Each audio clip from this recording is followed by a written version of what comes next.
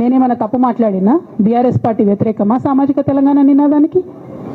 BRS పార్టీకి సామాజిక తెలంగాణ అవసరం లేదా? భౌగోళిక తెలంగాణ వస్తే సరిపోతుందా? బంగారు తెలంగాణ కావాలని కేసీఆర్ గారు ఇచ్చిన నినాదమే కదా. బంగారు తెలంగాణ అంటే ఏంది?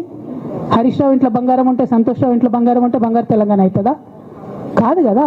ప్రతి ఒక్క సమాజం బాగుంటేనే బంగారు తెలంగాణ అవుతుంది. నేను అదే కదా మాట్లాడినా.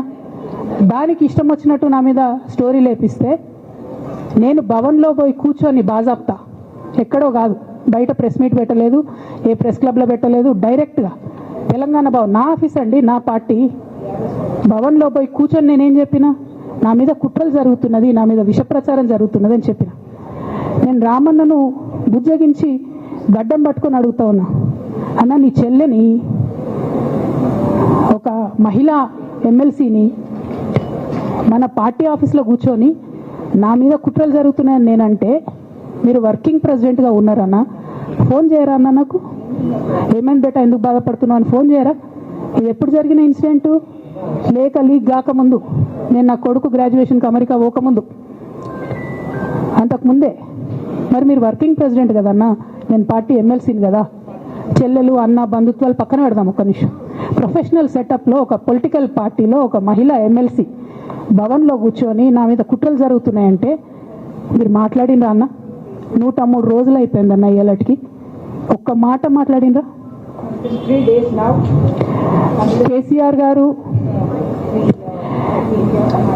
దగ్గర నుంచి కమ్యూనికేషన్ రావాలని నేను ఎక్స్పెక్ట్ చేయలే.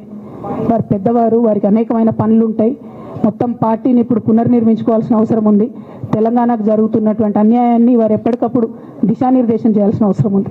కానీ వర్కింగ్ ప్రెసిడెంట్ గారి దగ్గర నుంచి ఫోన్ రాకపోవడం మాత్రం ఒక మాట అనిపించింది నాకు. నేను కేసీఆర్ గారి బిడ్డను, నేను కూర్చొని ప్రెస్ మీట్ పెడితేనే రెస్పాన్స్ రాలేదంటే, మరి ఇంకో మామూలు మహిళా కార్యకర్తకు బీఆర్ఎస్ పార్టీలో మన అన్యాయం జరిగితే రెస్పాన్స్ వస్తుందా?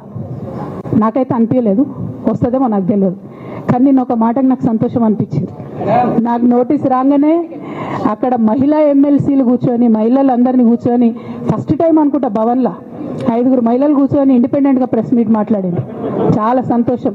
ఇటువంటి అంతర్గత ప్రజాస్వామ్యం రావాలనే నేను కోరుకున్నా. మహిళలకు, ఎస్సీలకు, ఎస్టీలకు, బహుజనులకు కోటరీల అడ్డంకులు లేకుండా యాక్సెస్ రావాలి. అది మైక్కి యాక్సెస్ రావాలి, బాస్కి యాక్సెస్ రావాలనే నేను అనుకున్నా. అది జరిగింది, చాలా సంతోషం.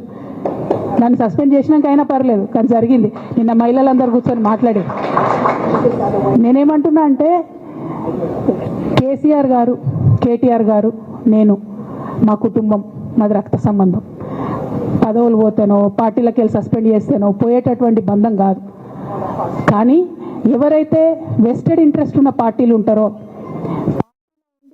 కేవలం డబ్బు సంపాదించుకోవాలనేటటువంటి ఒక ఆలోచనతో, వ్యక్తిగత లబ్ధి పొందాలనేటటువంటి ఆలోచనతో ఉన్నటువంటి వ్యక్తులు, వాళ్ళకి కావాల్సింది ఏంటి? మేము ముగ్గురం కలిసి ఉండొద్దు, మా కుటుంబం బాగుండొద్దు, మా కుటుంబం విచ్ఛిన్నం అయితేనే వాళ్ళకి అధికారం వస్తుంది. దాంట్లో భాగంగా ఇవాళ మొదటి స్టెప్ నన్ను బయటేసిరు పార్టీలకు వెళ్ళి. అది ఇక్కడితో ఆగదు. నేను గౌరవనీయులు పెద్దలు దైవ సమానులు కేసీఆర్ గారిని విజ్ఞప్తి చేస్తా ఉన్నా, మీకు ఒక సూచన చేస్తా ఉన్నా. దయచేసి మీ చుట్టూ ఏం జరుగుతున్నదో ఒకసారి చూసుకోండి నాన్న. నన్ను ఇవాళ బయటకు పంపొచ్చు, నేను మీలాగా స్ట్రేట్ ఫార్వర్డ్ ఉంటా, నిజాలు మాట్లాడతా. నేను ఉద్యమం నేపథ్యం నుండి వచ్చిన కాబట్టి నాగ్గా, ఉన్నది లేనట్టుగా, లేనిది ఉన్నట్టుగా, మోసం చేయాలని చెప్పో, ఇంకోటి చేయాలని చెప్పో మాట్లాడను. స్ట్రేట్ ఫార్వర్డ్గా ఇష్యూస్ మాట్లాడతా కాబట్టి నన్ను ఇలా బలి చేసి పర్వాలే. కానీ రేపటి నాడు ఇదే ప్రమాదం రామన్నకు కూడా పొంచుంది, రేపటి నాడు ఇదే ప్రమాదం మీకు కూడా పొంచుంది. అల్టిమేట్గా బీఆర్ఎస్ పార్టీని హస్తగతం చేసుకోవడానికి